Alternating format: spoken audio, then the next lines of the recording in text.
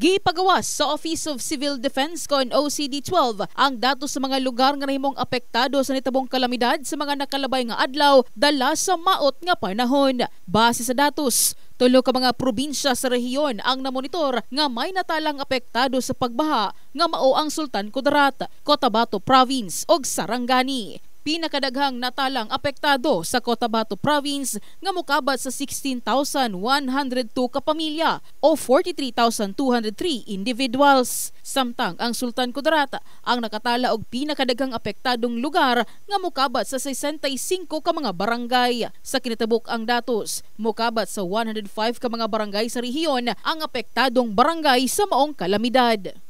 We have already prepared naman na nung nakaraang araw nakakandak tayo ng mga preemptive evacuation dahil nga nakakandaan natin. At ngayon po patuloy yung pamimigay natin ng information, yung pag-disseminate natin patungkol sa weather natin, galing sa Pag-asa, and of course dun sa pagbibigay abiso na din dun sa mga LGUs with flood prone and land prone areas na patuloy sa paghahanda, no? Gipasalig usab sa OCD-12 nga sakto pa ang ilang supply sa food packs o non-food items alang sa mga mamahimong apektado.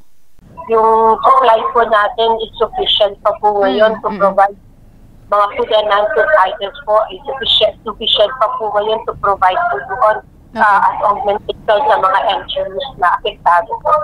Kanunay nga pahimangno sa otoridad nga angayang mamahimong andam kanunay sa unsamang mahitabong kalamidad. In the heart of changing lives, kini si MJ Fernandez, Brigada News.